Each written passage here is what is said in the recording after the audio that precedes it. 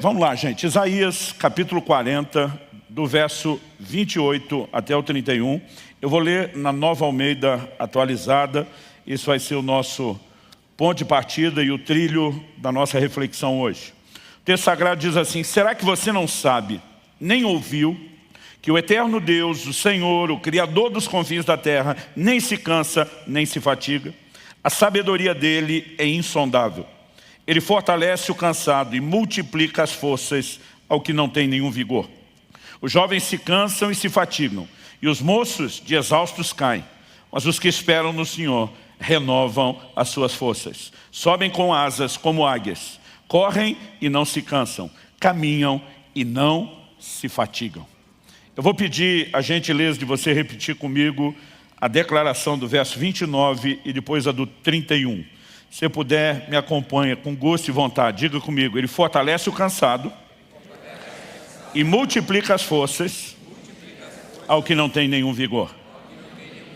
Agora o verso 31, diga: os que esperam no Senhor renovam as suas forças. Meu Deus, suplicamos que mais do que informação, o Senhor possa tocar as nossas vidas, que o sopro de vida do Teu Espírito Santo nos toque de uma forma especial. Que a Tua palavra, além de formação, produza não apenas a fé necessária, mas trabalhada e aplicada de forma personalizada pelo Teu Espírito, produza em nós correspondência. Nós oramos desde já agradecidos por aquilo que o Senhor fará, em nome do Senhor Jesus. Amém. Bom, o tema da minha mensagem hoje é renovando as forças. Eu quero chamar a sua atenção para o que não apenas é uma promessa de Deus, quando a Escritura diz: ele fortalece o cansado, multiplica as forças ao que não tem nenhum vigor. Quando a Bíblia diz que os que esperam no Senhor renovam as suas forças, como além de uma promessa, é a revelação do seu intento, do seu propósito, da sua vontade. Obviamente o texto está falando a respeito de algo sobrenatural.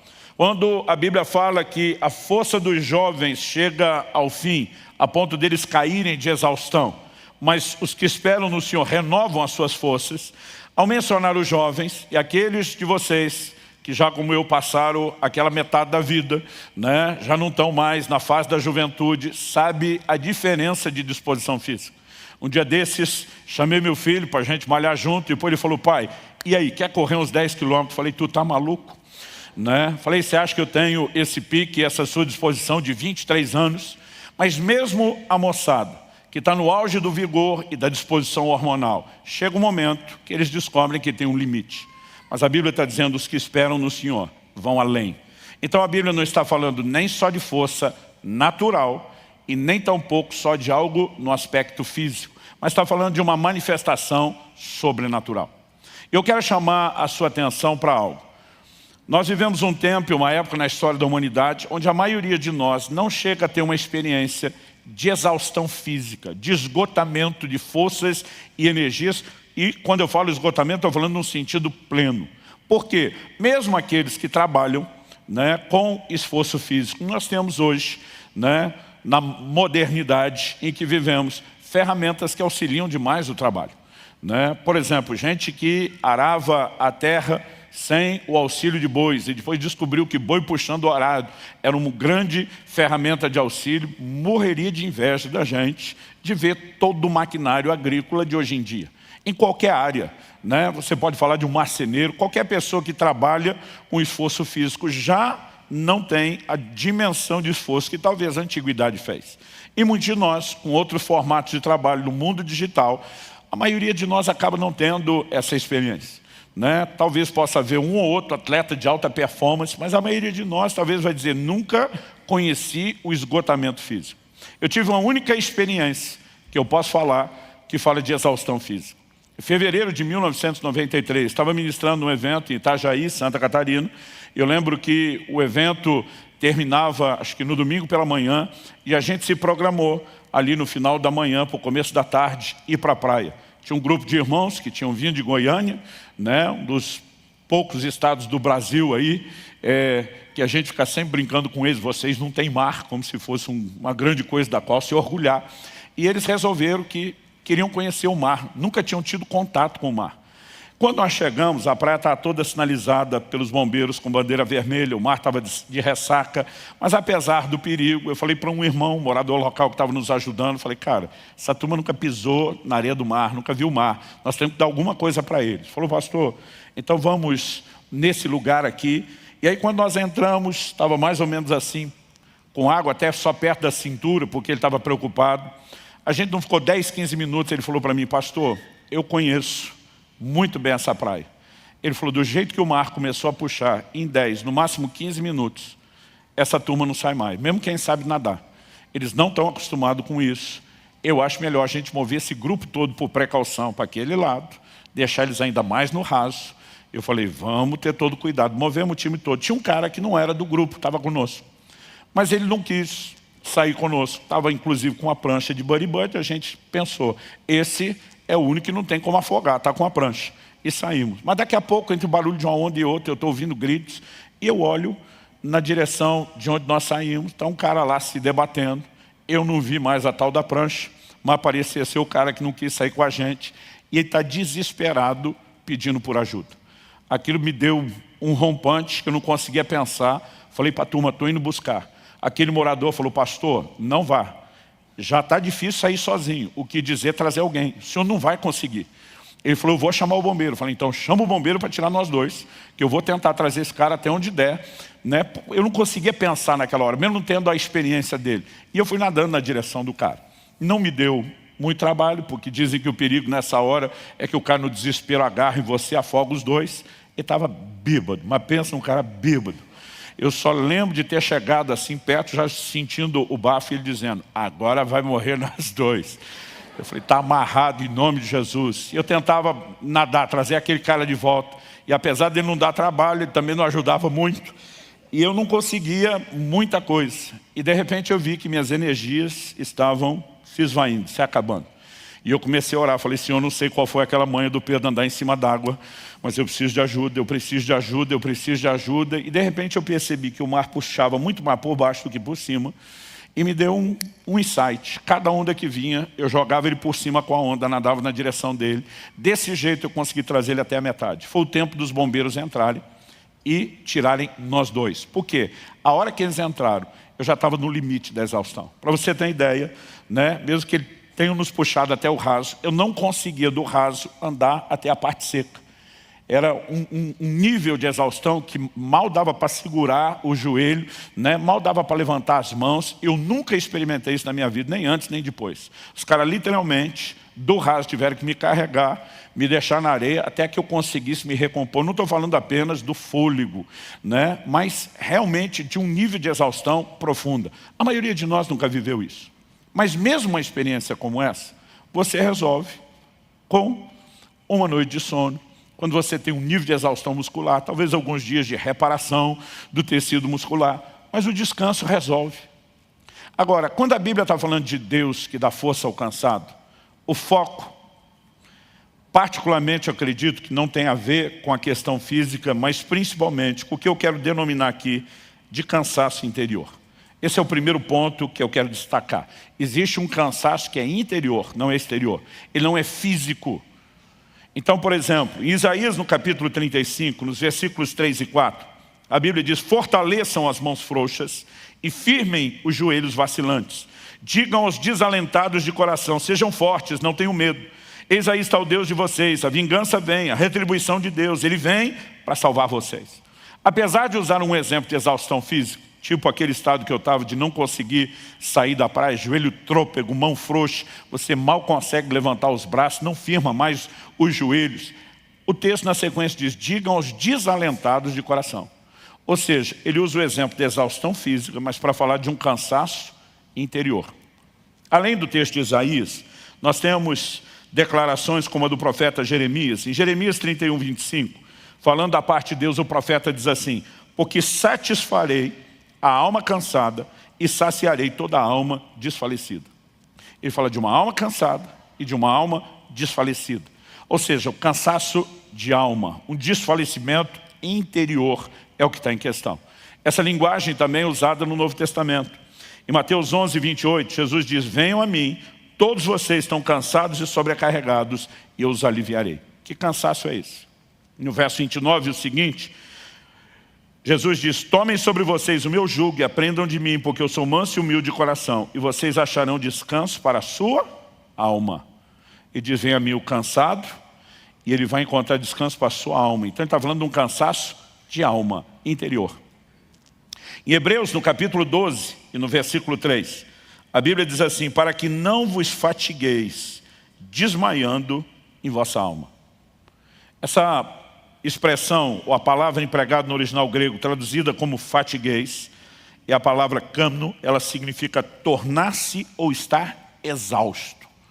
Está falando assim de fadiga no mais profundo nível. E depois, quando ele diz desmaiando em vossa alma, a expressão traduzida desmaiando, eclu, significa estar enfraquecido até exaustão, tornar-se fraco, estar cansado. Era usado também no sentido metafórico para falar de desanimar ou perder a esperança. Então fala de pessoas que podem chegar a esse ponto, né, de uma profunda exaustão da alma, cansaço interior. Acredito que há muitas razões pela qual isso que às vezes eu e você chamamos de desânimo, de desmotivação, de abatimento, se manifeste. No contexto específico de Hebreus capítulo 12, que ele fala de não se fatigar desmaiando na alma, ele está falando da luta contra o pecado. Eu e você travamos batalhas com a nossa própria carnalidade. Mas nós olhamos outros desenhos nas Escrituras e podemos incluir, né, circunstâncias contra as quais estamos lutando e que geram desgaste. Mas nem sempre o cansaço tem a ver apenas com dificuldades que passamos, com coisas ruins que não aconteceram. Às vezes esse cansaço interior vem do fato de que as coisas boas que esperamos ainda não aconteceram. Mesmo que não seja necessariamente algo ruim acontecendo, a espera, o livro de Provérbios diz que a esperança adiada, ela entristece o coração. Eu brinco que o brasileiro, da maior parte dos povos do mundo, é o que mais tem a capacidade de se reinventar na virada do ano. Eu não sei o que a gente consegue resetar dentro da gente do dia 31 de dezembro para o dia 1º de janeiro, que a gente acende esperança e diz, esse ano vai. Não importa se no outro não foi. E aí você passa o ano pilhado, tal, mas o ano acaba e você diz, não foi de novo. Mas de repente, naquele culto de passagem do ano, alguma coisa acontece e a gente, mas esse vai.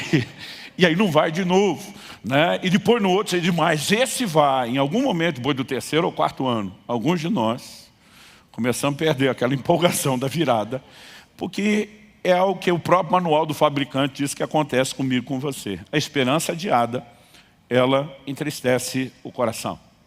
Mas o interessante é que a Bíblia não fala de um cansaço que vem só de coisas ruins, ou da falta da concretização de coisas boas, mas eu e você podemos nos cansar até mesmo com coisas que são extremamente positivas. Por exemplo, em Gálatas, no capítulo 6, no versículo 9, a Bíblia diz, e não nos cansemos de fazer o bem, porque no tempo certo faremos a colheita. Ele diz, se não desanimarmos.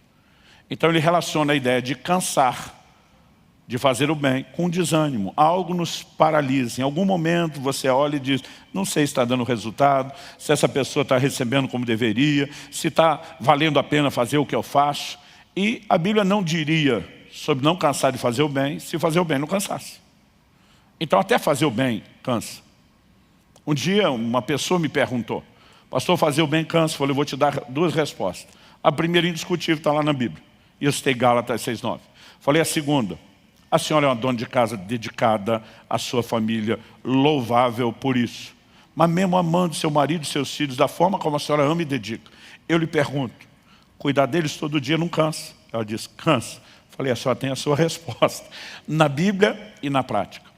E quando esse cansaço se instala, seja lá qual for a razão pela qual ele veio, nós estamos aqui apenas especulando algumas coisas que talvez ajude você a mapear e localizar se você está lidando com a questão do cansaço interior ou não. Quando eu e você começamos a entrar nesse estado de cansaço, um dos termômetros onde isso aparece é na nossa vida de oração. No Salmo 69, verso 3, o salmista afirma, estou cansado de clamar e a minha garganta secou. Os meus olhos esmorecem de tanto esperar por meu Deus. Eu digo que aqui ele já saiu do nível oração e foi para o choração, né? É muito mais um lamento, é muito mais um desabafo do que qualquer outra coisa. Se isso não fosse verdade, de que o cansaço parece se manifestar e paralisar até a nossa vida de oração, porque em Lucas 18:1, a Bíblia diz que Jesus teria contado uma parábola sobre o dever de orar sempre e nunca desanimar. De alguma forma, esse desânimo contagia a vida de oração e a gente começa a perceber não só a indisposição, talvez de fazer o bem, de lutar contra uma circunstância ou contra a questão do pecado, mas até mesmo de orar. E é quando nesse outro terreno a coisa começa a se manifestar que eu e você podemos ter problemas maiores. Porque pelo menos esse aspecto da oração é o ponto onde a gente podia mudar e reverter o quadro. E eu quero chamar a sua atenção para o fato de que Deus fez uma promessa. Ele fortalece o cansado. Ele multiplica as forças ao que não tem nenhum vigor. É a sua palavra e Ele é fiel àquilo que Ele falou. Pastor, então é só eu estar cansado que Deus vai agir? Não. A Bíblia diz que os que esperam no Senhor renovarão as suas forças. Então, Deus está dizendo o seguinte, Ele se revela como o Eterno, o Criador dos confins da terra, o Senhor que não se cansa e nem se fadiga. E esse Deus que não se cansa, que não conhece o que é cansaço, porque é um ser absoluto, completo, onipotente, Ele diz, eu quero usar o que eu tenho, que é essa força que nunca se cansa, para estender a você que não tem o que eu tenho, a força que te faz superar o seu cansaço, inclusive o seu interior. Mas de alguma forma esse posicionamento de esperar, de depender de Deus, é que pode nos conectar com uma provisão, repito, sobrenatural. Estou falando de algo que é maior do que mera motivação ou encorajamento emocional. E nós precisamos aprender a conectar com Deus. Quando experimentamos sua intervenção, e essa é a segunda coisa que eu vou destacar, a primeira foi enfatizar o cansaço interior, eu e você podemos viver dois níveis distintos de experiência com Deus, no que diz respeito à forma como Deus nos fortalece quando estamos cansados. A primeira delas, eu definiria como aquela quando o Senhor vem a nós. A segunda, eu definiria como aquela que nós temos que ir a Deus. E não importa a dinâmica, se o Senhor está vindo ao nosso encontro, se nós decidimos ir ao dele, são dois formatos reconhecidamente bíblicos, através do qual Deus se manifesta e intervém na nossa vida. Então me deixa dar tanto um exemplo bíblico como um exemplo pessoal que ilustre a aplicação da verdade bíblica sobre cada um dos dois. Em 2 Timóteo, no capítulo 4, e nos versículos 16 e 17, o apóstolo Paulo diz assim, na minha primeira defesa, ninguém foi a meu favor, todos me abandonaram. Outra tradução diz, ninguém esteve ao meu lado. A NVI diz, ninguém apareceu para me apoiar. E depois de dizer que todos o abandonaram, Paulo diz que isso não lhe seja posto na conta. Verso 17, mas o Senhor esteve ao meu lado e me revestiu de forças para que através de mim a pregação fosse plenamente cumprida e todos os gentios a ouvissem e fui libertado da boca do leão. Eu acho massa Paulo falar, e daí? Que essa turma com quem eu tinha uma expectativa, gente que me ama, que se importa, que eu contava que estivesse lá, não apareceu. Ele diz, o Senhor esteve ao meu lado e me revestiu de forças. Ou seja, esse posicionamento de Jesus estar ao lado, não é ele estava ao meu lado para fiscalizar, para ver como eu iria reagir. Ele estava ao meu lado para intervir. Ele estava ao meu lado para me revestir de forças. E eu e você podemos ter experiências onde o Senhor vem nos socorrer no momento de necessidade, onde Ele se coloca ao nosso lado, Ele vem a nós para nos comunicar forças. E uma das primeiras experiências, marcantes pelo menos, que eu tive nesse sentido, eu estava no primeiro ano do meu ministério pastoral, nós estamos falando de 94, porque eu comecei a pastorear em dezembro de 93, antes disso eu passei alguns anos viajando, pregando no ministério itinerante, e não bastou alguns, não tinham passado muitos meses, bastou um pequeno período de tempo para que eu tivesse já que lidar com um grande desânimo. Foi uma somatória de circunstâncias, lutas e desafios pessoais, que envolvia inclusive o recentemente ter deixado a casa dos pais, morar no estado e num lugar longe, numa época que a comunicação era complicadíssima e dificílima, né? Some-se a isso outros problemas e crises que eu mesmo vim enfrentando, os desafios de um ministério pastoral que era diferente de quem vivia no itinerante, só de conferência de avivamento em conferência de avivamento, agora ajudar os crentes a lidar com os problemas, você ter a realidade do dia a dia, de gente que você investe e não corresponde, aquilo tudo foi somando. Eu lembro de uma manhã que eu acordei para lá de desanimado. Eu lembro que uma das primeiras coisas que eu falei para Deus quando acordei foi a seguinte, falei, a tua palavra diz que o Senhor está conosco todos os dias até a consumação do século. E eu sei que a tua palavra é que é a verdade e não o meu sentimento. Mas deixa eu ser honesto com o Senhor a respeito de como eu estou me sentindo. Já aprendi há muito tempo a ser honesto com Deus. Até porque mesmo que você não seja, Ele sabe como você está. Né? Então eu falei para Ele, a sensação que eu tenho é que o Senhor me jogou nessa cidade, trancou a porta por fora, engoliu a chave, se mandou e me largou aqui sozinho. E não tem nem como fugir daqui. E eu falei para Deus, o sentimento é de abandono. Falei, eu sei que isso não é verdade, mas eu não estou conseguindo alinhar a minha emoção com a verdade da palavra e quero ser honesto. Levantei, fui para uma reunião de oração que a gente tinha logo cedo. De lá comecei os atendimentos, né?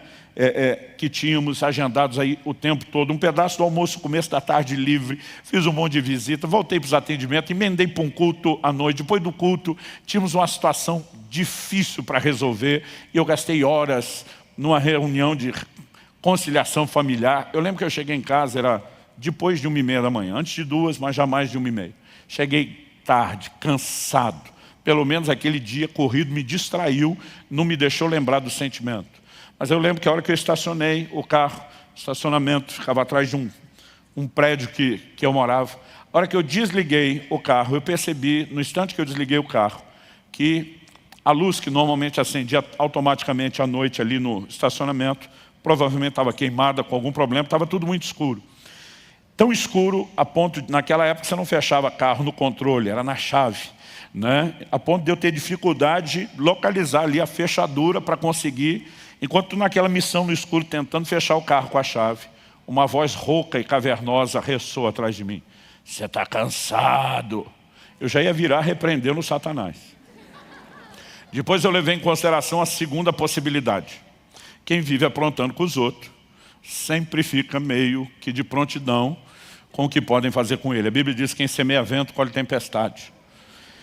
Naquele momento, eu dei primeiro uma olhada, falei, antes de eu dar motivo para depois ainda tirar com a minha cara, olhei para a janela do prédio onde morava, se não era outro amigo, a voz não era dele.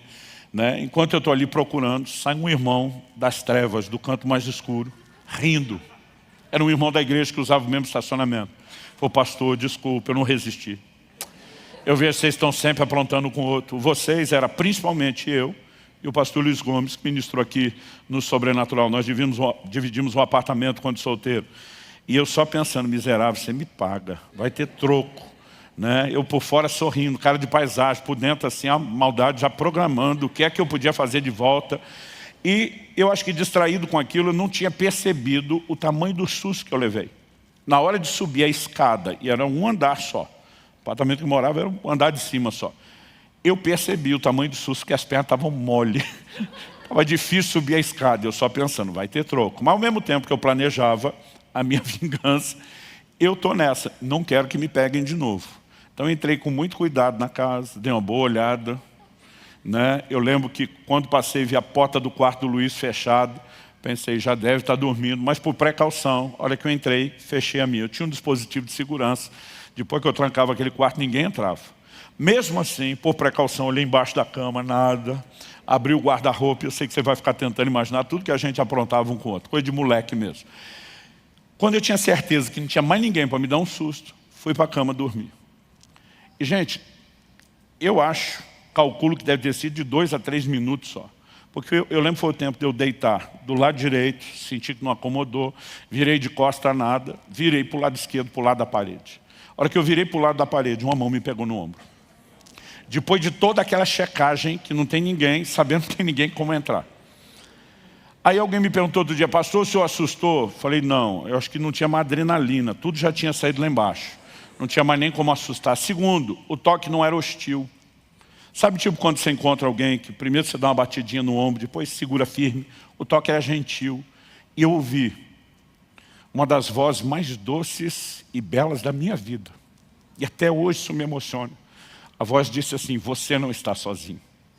E a hora que falou foi como se fosse um filme. Eu de manhã dizendo, o Senhor me largou nessa cidade, me abandonou, eu estou me sentindo sozinho. E naquele momento, eu não consigo te descrever o quão real era a presença do Senhor lá da cama.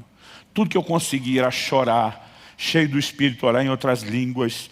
Eu fiquei com muito medo, não era um medo ruim, é difícil explicar isso, mas era um temor, era uma coisa boa, mas um temor de olhar.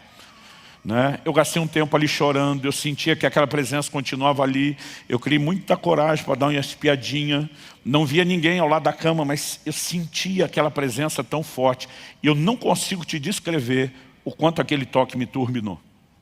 Até hoje, tem dias quando começa a bater o cansaço, e eu lembro da experiência, a lembrança já me dá outro gás, parece que eu agarrei no trifásico.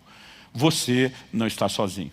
Essa talvez seja uma das minhas versões na vida pessoal, para dizer o que Paulo falou. O Senhor esteve ao meu lado, Ele me fortaleceu. Eu tenho certeza que aquele dia não era nenhum anjo do lado da cama, era o Senhor que estava ali me tocando, ministrando. Muitas vezes Ele virá ao nosso encontro, Ele vai comunicar algo que não tem explicação. Né? Não estou falando de alguém que me motivou, eu recebi uma descarga, aquilo tocou meu corpo, tocou minha alma, tocou meu espírito. Eu fui revestido de Deus de uma maneira sobrenatural. Isso, embora tenha sido extraordinário, me gerou uma expectativa que eu diria desequilibrada. Por quê? A partir daquele dia eu imaginava, sempre que estiver precisando, o gás vai vir desse jeito. Mas nunca rolou outra dessa. Na verdade, não demorou muito tempo para eu descobrir que esse não é o único formato de Deus nos fortalecer. Há momentos onde Ele vem a nós. Há momentos onde Ele espera que nós possamos ir a Ele. Em 1 Samuel, no capítulo 30, eu vou dar outro exemplo bíblico e depois, de novo, quero compartilhar um exemplo pessoal que ilustre a aplicação. 1 Samuel, capítulo 30, a Bíblia diz que Davi e os seus homens chegam em Ziclag, cidade dos filisteus, onde eles haviam se estabelecido enquanto fugiam de Saul.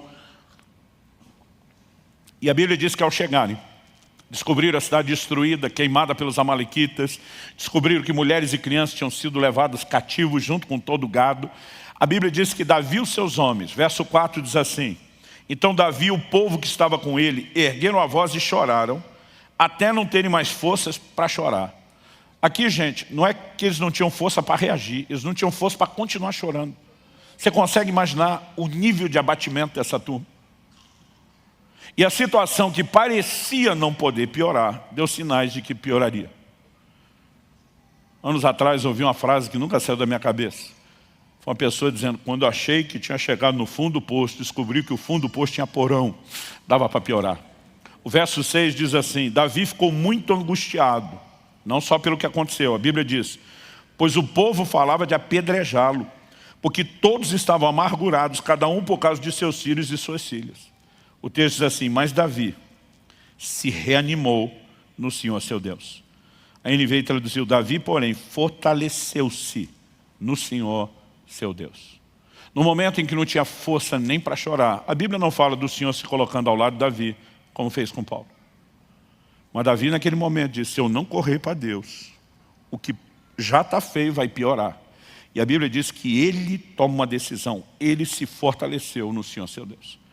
Ele não apenas encontra forças para lutar, a história mostra que ele consegue animar os seus homens, eles saem no encalço dos amalequitas, não apenas numa missão de vingança, eles resgatam tudo e todos que se perderam. A história termina com uma intervenção de Deus, mas foi necessário alguém decidir ir ao encontro do Senhor e dizer, eu vou encontrar forças para lutar.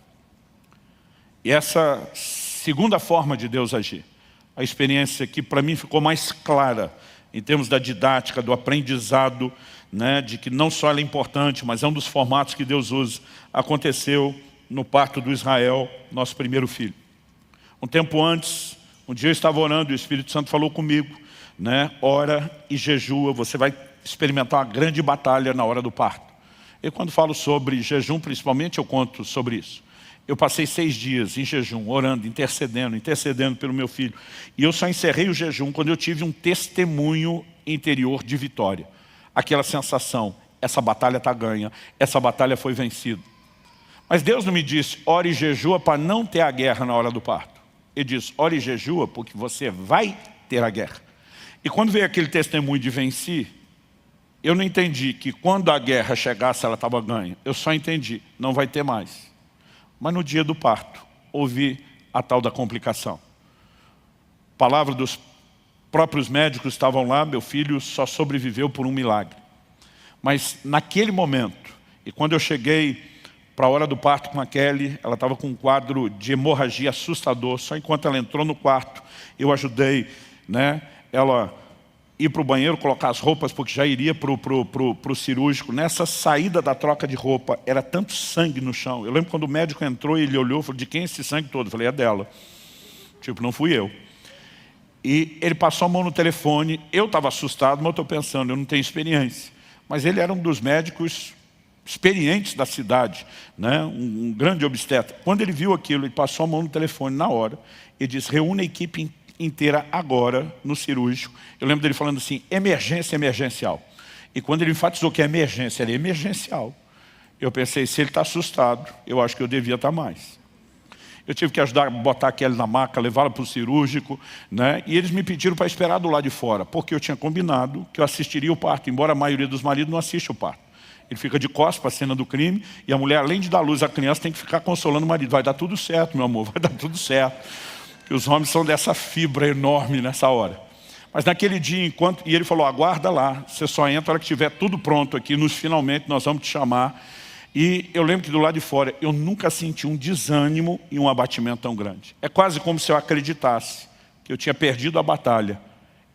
É quase como se eu entendesse, não, se isso aconteceu, eu não garanti nenhum resultado. Em vez de entender que naquele dia eu não evitei, mas eu ganhei a batalha, um desânimo se instalou que eu não consigo te definir. E foi naquele momento que eu estava esperando que alguma mão me tocasse no ombro. Que talvez pelo menos um anjo viesse do céu, fazer um cafuné na minha cabeça, vai dar tudo certo, gordinho, fica firme aí. Né? Nada disso rolou. A sensação que eu tinha é que Deus não estava por perto, que Ele não veio ao meu encontro. Mas naquele momento, de alguma forma, eu senti o próprio Deus me provocando. Que a semelhança de Davi, eu tinha que me fortalecer em Deus. E eu fiz uma escolha, eu vou entrar nesse lugar. Eu vou buscar essas forças. E eu fui turbinado de uma forma sobrenatural. Eu não apenas consegui romper aquela apatia interior, algo acendeu dentro de mim quando eu tive aquele posicionamento de fé. Eu enlouqueci, eu tive um surto de fé. Foi uma coisa assim, além da minha capacidade de explicação. E ali eu me levantei, eu comecei a declarar a palavra de Deus, eu comecei a profetizar o milagre, a intervenção que aconteceria. Quando finalmente eles me chamaram para o centro cirúrgico, não foi minha mulher que teve segurado na minha mão e dizer, vai estar tudo certo. Eu entrei, segurei a mão dela, olhei bem no olho dela, falei para ela, falei, Kelly, presta atenção, vai dar tudo certo. Ela falou, eu sei. Falei, você acha que sabe? Quem sabe sou eu.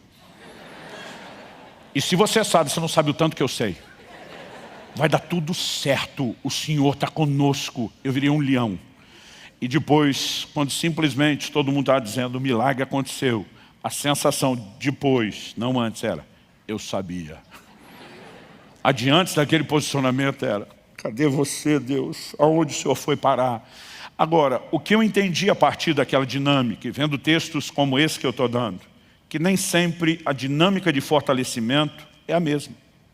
Há momentos onde a Bíblia, aliás, a maior parte do tempo, a Bíblia nos ordena ir ao Senhor. Não manda a gente esperar de forma passiva que Ele vem. Então me deixe ler alguns textos. Efésios capítulo 3, verso 16. Para que segundo a riqueza da sua glória vos conceda que sejais fortalecidos com poder mediante o seu espírito no homem interior. No mesmo lugar onde o cansaço se manifesta, do lado de dentro, interior, é onde o revestimento de poder quer se manifestar. Efésios 6,10 diz, quanto ao mais, sede fortalecidos no Senhor e na força do seu poder. A maior parte das versões traz isso no imperativo, fortalecei-vos no Senhor e na força do seu poder. É você que vai lá buscar as forças em Deus. Colossenses capítulo 1, verso 11. Sendo fortalecidos com todo o poder, segundo a força da sua glória. A verdade é que a maioria das circunstâncias, eu e você vamos descobrir que nós estamos numa espécie de batalha de improviso. A gente não se sente pronto para ela. Nem em situações como a minha, quando Deus ainda avisou que haveria uma batalha, de alguma forma a gente parece criar uma fantasia e dizer, não vai ser bem assim. E a sensação muitas vezes é que a gente é pego de surpresa, de improviso. Quando eu falo de improviso parece que você tem que lutar, de uma forma para a qual você não sente que está preparado, né? E quando eu falo preparado, não é nem só treinado, você não parece não ter os recursos. Isso sempre me faz lembrar de uma declaração de Deus, que está lá no livro do profeta Joel, no capítulo 3, versículos 9 e 10. Deus diz: proclamem isso entre as nações, declarem guerra santa e convoquem os valentes. A palavra valente aqui não é só um corajoso, está falando de um guerreiro, de alguém que se dispõe à luta, né? Nós sabemos pelo contexto, o texto diz assim, que todos os homens de guerra se apresentem e se preparem. Transformem suas lâminas de arado em espadas e as suas foices em lanças.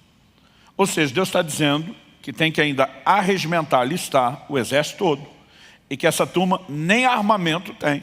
Eles vão improvisar. O improviso é, vão pegar, né, as lâminas do arado, vão pegar as foices, vamos improvisar as armas. E nesse contexto Deus diz que o fraco diga: eu sou forte. A tradução que me impactou e que eu decorei quando garoto dizia: diga ao fraco, eu sou forte. Eu lembro de um dia ver um pregador desses de fé, animado, empolgado, dizendo: para dizer que você é fraco, Deus mandou você não falar da sua fraqueza, mandou falar da sua força, porque Deus disse que você não é fraco, você é forte. Eu pensei, não foi isso que Deus disse. Deus diz: diga o fraco. Se Ele chamou a gente de fraco, até Ele está dizendo que a gente é fraco mesmo. E se não te avisar, eu quero te avisar. Isso que você é, fraco, fraquinho ou fracote. Escolhe qualquer um deles. Só que Deus diz: você não vai falar de quem você é sozinho ou naturalmente. Porque Deus está dizendo: você não vai passar guerra sozinho. Você está entrando numa guerra comigo. Então você não está entregue ou vendido à sua própria sorte, aos seus recursos ou à falta deles. Deus está dizendo: porque eu vou me unir a você. E minha força é muito maior do que sua fraqueza. Sua fraqueza vai ser diluída, vai desaparecer no meio da minha força. Então Deus está dizendo: mude o seu discurso, porque você não está sozinho. Então mesmo em batalhas de improviso, eu e você podemos ter um discurso. Nós temos um Deus que fortalece o cansado, que multiplica as forças ao que não tem nenhum vigor. Nós precisamos reconhecer que os que esperam no Senhor renovarão as suas forças. E eu e você podemos entrar numa dimensão completamente diferente de fortalecimento em Deus. Você crê nisso? Em terceiro e último lugar, eu gostaria que a gente considerasse um pouco da importância de lidar com a realidade da nossa fraqueza e limitação. Pastor, certeza que tem importância nisso? Certeza. Eu não sei você, mas já tive que lidar muitas vezes com a presunção de querer ensinar Deus como ser Deus. Eu, por exemplo, tive um acidente de carro em agosto de 93, e declaração de médicos e enfermeiros que me socorreram, que nem eram cristãos. Ele dizia: teu santo é forte, alguém lá em cima vela por você, né? Me explicaram: olha, a pancada que você teve, nesse lugar que nós tivemos que fazer todas as estruturas, que é o lugar do hematoma dos cortes, que é a região da fonte, uma pancada forte é fatal. Nós sabemos que a sua foi muito forte. Os resultados da tomografia são esse aqui, me apresentaram. Eles disseram: a gente não entende, honestamente, como você está vivo, como você não entrou em coma, com esse nível de traumatismo craniano e com essas evidências. Eu lembro que um dos enfermeiros dizia: nós tivemos que reconstruir mais de metade da sua pálpebra esquerda. Ele falou: não consigo imaginar o que quer que seja que rasgue isso. Eu imagino que foi o óculos na pancada. Ele falou: eu não consigo imaginar o que quer que tenha rasgado de tal forma a sua pálpebra, de qualquer ângulo, que não tenha tocado seu globo ocular e vazado ele, você perdido a vista, né? Então todo mundo só falava de milagre, milagre, milagre. Eu lembro que eu falava para Deus: milagre por milagre, já que o Senhor vai fazer um, não podia ter arrumado o carro lá em cima na estrada, em vez de ele cair na ribanceira? Em vez de só ser grato por aquilo que Ele tinha dado, eu estava dizendo: o Senhor não podia ter feito melhor? Agora, será que só eu, que já tive esse tipo de dificuldade, ou alguns de vocês também tentaram ensinar Deus a ser Deus? Uma das coisas que me incomodava é dizer: Deus, o Senhor está aí, dizendo que você não se cansa, não se fatiga. Mas o Senhor nos fez de um jeito que a gente se cansa e fatiga. O Senhor não podia ter feito a gente mais parecido com o Senhor? Seres incansáveis, indesanimáveis. E eu lembro que numa época dessa que eu estava nessa presunção de tentar ensinar Deus a ser Deus, eu comecei a entender uma perspectiva bíblica que envolve outros aspectos. A minha e a sua fraqueza, ela precisa ser continuamente, para mim e para você, um lembrete da nossa insuficiência. Precisa gerar em mim e em você um senso de dependência da suficiência de Deus. Imagino que se eu e você fôssemos incansáveis e indesanimáveis, não demoraria muito tempo a gente ficar para lá de besta, orgulhoso, arrogante, presunçoso e virar as costas para Deus. Deus deseja partilhar o que Ele tem, o Deus que não se cansa, que não é vencido pelo cansaço, sim. Como? Não nos fazendo sem necessidade dEle, mas nos suprindo com a necessidade que nós temos dEle. Ele nos fortalece o tempo todo. E Ele sabe exatamente o que Ele fez e como fez. A perspectiva que a Bíblia aborda sobre essa questão das nossas fraquezas, normalmente é essa. Dá uma olhada comigo no que Paulo disse em 2 aos Coríntios, no capítulo 1, eu vou ler do versículo 8 até o versículo 10. O apóstolo diz assim: porque não queremos, irmãos, que vocês fiquem sem saber que tipo de tribulação nos sobreveio na província da Ásia.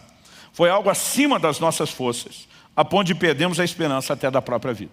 Uma tribulação acima, além das forças, a ponto do apóstolo, não estamos falando de um novo convertido imaturo, mas de um dos maiores gigantes da fé do Novo Testamento, desesperar da vida. Mas ele diz no verso 9, de fato tivemos em nós mesmos a sentença de morte, para que não confiássemos em nós mesmos. Observe essa frase. Para que não confiássemos em nós mesmos, e sim no Deus, que ressuscita os mortos, o qual nos livrou e ainda livrará de tão grande morte. Nele temos esperado que ainda continuará a nos livrar. Paulo diz, nesse cenário de fraqueza, de muitas vezes desesperar, e diz, eu aprendi que não posso confiar em mim. Esse é um lembrete da minha insuficiência, da minha incapacidade. Isso gera em mim, diz Paulo, um senso de dependência daquele que é todo suficiente, daquele que é capaz. Quem está entendendo, diga amém.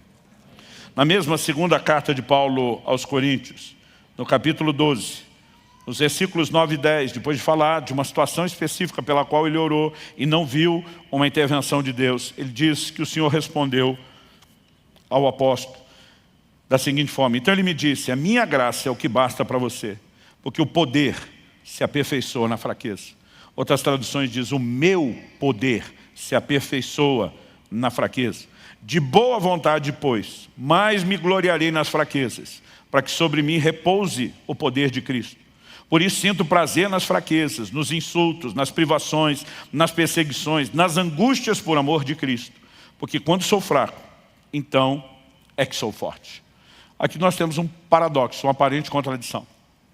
Como quando eu sou fraco, é que eu sou forte? Paulo está dizendo, quando eu entro em contato com a realidade da minha limitação e da minha fraqueza, isso me desperta para tirar os olhos de mim, dos meus recursos, e colocar os olhos naquele que é a fonte de toda a força. Paulo diz, quem tem essa consciência, olha para a fraqueza como um lembrete de que há uma outra fonte de onde eu e você tiramos força.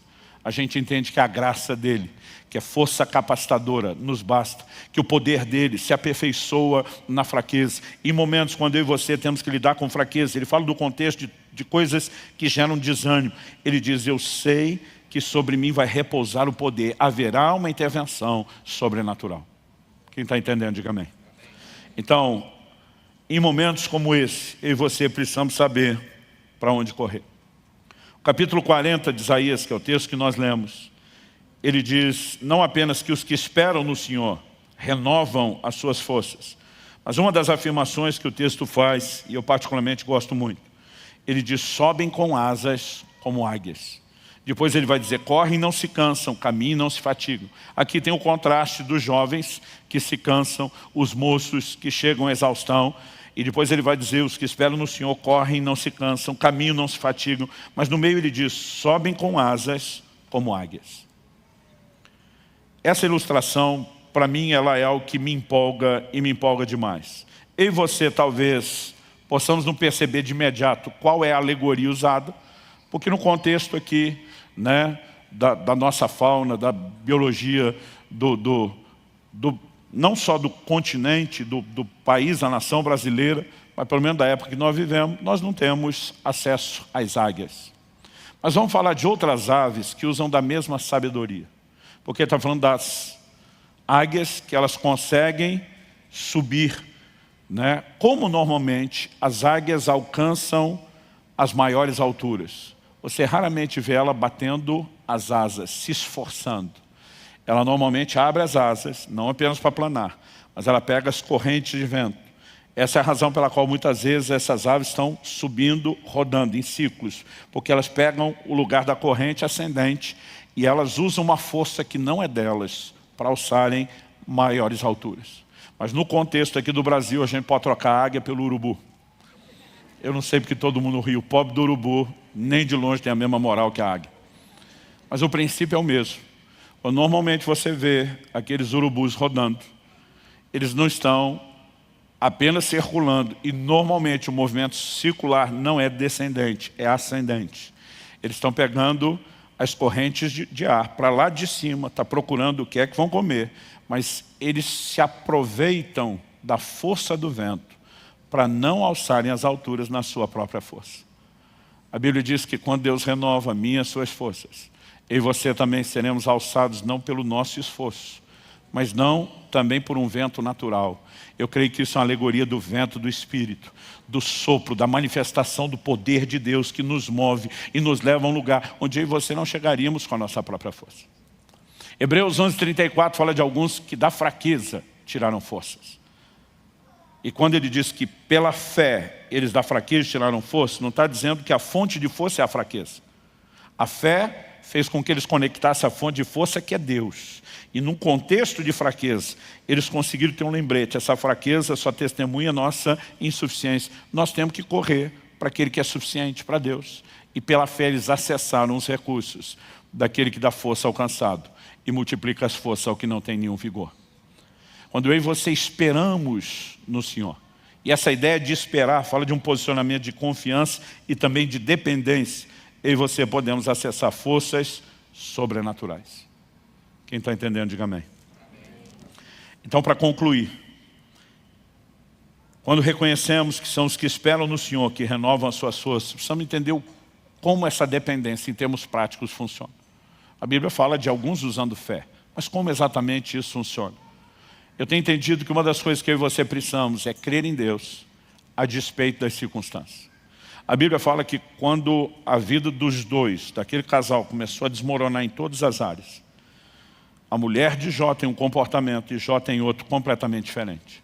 Tem gente que culpa as circunstâncias por aquilo que ele está vivendo. Mas a verdade é que diante das mesmas circunstâncias, pessoas que vivem exatamente no mesmo contexto podem ter reações muito diferentes. Um exemplo que frequentemente eu dou é que há duas formas de se lidar com a resistência do vento. Um avião usa a resistência do vento para alçar voo, para se projetar. Um carro de corrida usa a resistência do voo não com asa para subir, mas com aerofólio para colar no chão. É a mesma resistência que eles vão enfrentar quando estiver se locomovendo em grande velocidade, que vai ser administrada de forma diferente. Uns a usam para ficar colado no chão, outros a usam para subir. Enquanto a mulher de Jó decidiu ficar colado no chão e age de forma natural, dizendo para o seu marido, amaldiçoe seu Deus e morre. Qual foi a atitude de Jó? Jó 19:25, ele afirma, eu sei que o meu Redentor vive e que ele há de se levantar sobre a terra. Ele está olhando para aquelas circunstâncias terríveis, ele está dizendo, meu Deus não é definido pelo que eu enfrento. Eu não vou reagir apenas emocionalmente ao que eu estou sentindo diante disso. Eu vou crer em Deus, eu vou acessar os recursos divinos. E a história de Jó é mudada pelo seu posicionamento de fé. Porque se eu visse o conselho da mulher, para quem ele falou, você fala como uma louca, ele teria liquidado e acabado com tudo de vez. Eu e você precisamos aprender como reagir. Em momentos difíceis, nós vamos ter que acessar Deus. Seja um posicionamento de fé, seja usar os meios que nos conectam com a presença dEle. A Bíblia diz em Atos, no capítulo 16, que Paulo e Silas foram presos, passaram por um julgamento sumário, injusto, foram açoitados, estavam com os pés pendurados no tronco, ninguém tratou as feridas. A maioria dos crentes já estaria, no mínimo, murmurando, reclamando e falando para Deus de abandono. A Bíblia diz que lá pela meia-noite, esses dois não dormiam, não deixavam ninguém dormir. A Bíblia diz que eles oravam e cantavam louvores. Eu não sei exatamente qual foi essa dinâmica, mas eu fico tentando imaginar, uma vez que Tiago 5,13 dá uma instrução prática para os crentes aqui dos primeiros dias. Tiago diz assim, se alguém está aflito, ore. Se alguém de vocês está contente, cante louvores. Imagina Paulo e Silas conversando, e Paulo fala para Silas, estamos na prova. Silas diz, pois é. Ele diz, a aflição está pesada. Outro diz, verdade. Ele diz, bora orar, que é isso que um aflito tem que fazer. Porque se a gente ficar alimentando a fraqueza, é ela que se fortalece. Eles estão dizendo que a fraqueza se fortalece. Mas se a gente se fortalecer e se alimentar daquele que nos dá força, o caminho é diferente. Eu imagino que os dois começaram a orar. Mas em algum momento, imagina um falando para o outro, mas nós não estamos só aflitos, nós também estamos felizes. O outro diz, é verdade, Deus está conosco mesmo nesse momento difícil. Nós ainda temos o privilégio de estar vivendo isso por causa do Evangelho. Bora adorar também, bora adorar também. Eu vi um pastor uma vez apresentar a teoria, eu ri muito, sabia que ele estava brincando, mas isso me fez lidar com a coisa de uma forma mais divertida. Ele disse que quando os dois começaram a cantar, isso explica porque houve o terremoto naquela cadeia. Porque a Bíblia diz que os céus são o trono do Senhor, mas que a terra é o estrado dos seus pés. Ele diz que à medida que aquele louvor foi subindo, Deus foi entrando no ritmo da música e começou a bater o pezinho dele. E à medida que ele foi batendo o pezinho no compasso da música, o pezinho ou pezão dele, que a terra é o estrado dos seus pés, começou a produzir aquele terremoto. A gente se divertiu com a brincadeira, mas a verdade é que quando eu e você decidimos nos conectar em Deus, e oração, adoração, toda a devoção ainda são meios para isso, nós podemos mudar completamente as circunstâncias. Podemos experimentar intervenções da parte de Deus. Quem está entendendo, diga amém. Mas algo que eu sempre digo para quem está vivendo um momento de cansaço, aprenda a receber, não só diretamente de Deus quando Ele te toca, não só diretamente de Deus quando você foi a Ele, como Paulo e Silas foram, mas muitas vezes, o mesmo Paulo vai falar de uma força e um socorro que Deus manifestou através de pessoas. E a gente precisa saber receber de Deus através de outros. E segundo aos Coríntios, no capítulo 7, nos versículos 5 e 6, particularmente eu creio que aqui Paulo está falando do que aconteceu lá em Filipos, quando eles foram presos. Ele diz, porque quando chegamos à Macedônia, e a cidade de Filipos era parte da Macedônia, não tivemos nenhum alívio. Pelo contrário, em tudo fomos atribulados. Lutas por fora, temores por dentro. Não bastasse o perrengue do lado de fora, ele diz, ainda tinha que lidar com os sentimentos, os temores do lado de dentro. Mas ele diz assim, porém Deus, que consola os abatidos. Diga comigo, Deus, que consola os abatidos. Então Paulo diz, porém Deus, aí ele lembra uma característica de Deus, que consola os abatidos, nos consolou com a vinda de Tito. Quantas vezes na minha caminhada eu tive momentos de encontrar mensageiros de Deus, não demorava para reconhecer. Não apenas porque às vezes algum desses vinha e tocava o dedo na ferida, no ponto que eu não tinha conversado, mas o que liberava da parte de Deus não era mera palavra de ânimo ou encorajamento, era aquele tipo de conversa que comunicava uma graça sobrenatural, havia um fortalecimento, um encorajamento. Eu não sei você, mas tem hora, não é só quando eu estou ouvindo uma pregação, tem hora que eu estou conversando com alguém e alguma coisa começa a acontecer dentro de mim, e a vontade que eu tenho de dizer, eu vou voar. Eu vou voar. Algum negócio acende, parece eletrificar a fé dentro de mim, né? Agora, há momentos onde Deus vai enviar alguém para nos abençoar. Mas você já parou para pensar, e muitos de nós já tivemos essa experiência, você já parou para pensar que em outros momentos, Deus quer usar você para fortalecer a outras pessoas? Isaías capítulo 50, verso 4, fala dessa outra dinâmica. Ele diz, o Senhor Deus me deu uma língua erudita, para que eu saiba dizer boa palavra ao cansado. Boa palavra não é apenas uma boa explicação, não é só um bom conselho, não é só uma boa dose de encorajamento. É quando eu e você carregamos algo que não é nosso, é sobrenatural, comunica vida da parte de Deus. E eu quero que você possa pensar que a razão pela qual você está ouvindo isso hoje é que talvez você chegou aqui cansado e você está precisando renovar suas forças.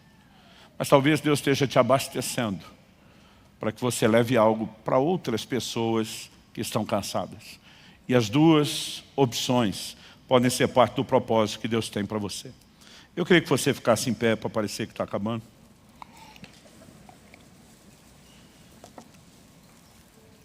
Eu quero ler um último versículo, que é o Salmo 31, verso 24, e nós vamos orar.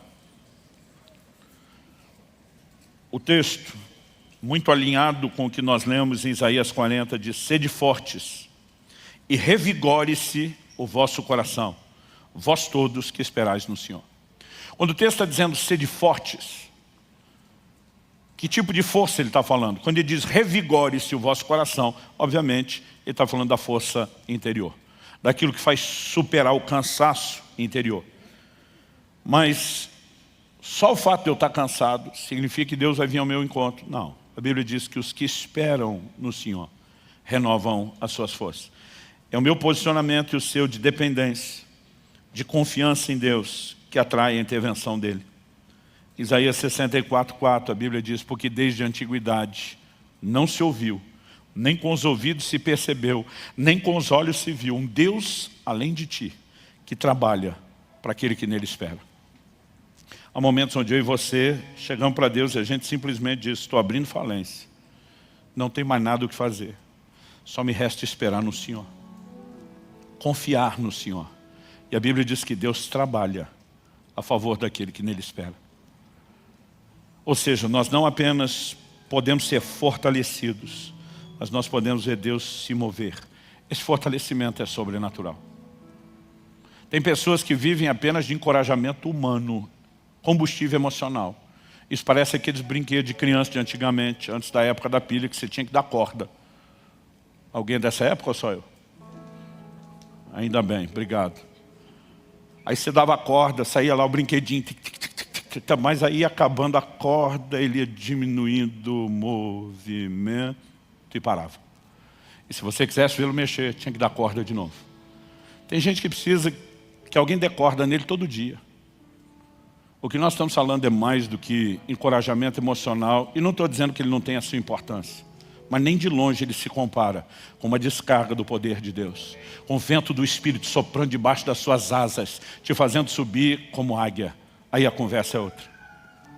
Eu gostaria que nós tivéssemos alguns momentos, alguns minutos nesse momento final, onde nós pudéssemos orar não por protocolo de fim de reunião, mas onde a gente pudesse de fato se expor. Eu creio que você deve estar percebendo o que eu estou percebendo em todos os nossos 4 cultos. Há uma presença do Espírito de Deus nesse lugar. Há um toque divino à sua disposição. E nós podemos receber de Deus agora. Talvez você tenha a oportunidade de ter o Senhor vindo ao seu encontro e te tocando hoje. Talvez você tenha a oportunidade de entender: não, Ele está me chamando e quem vai a Ele sou eu. Talvez você precise ser fortalecido agora. Talvez Ele apenas esteja te preparando para algo que você vai enfrentar daqui a um tempo.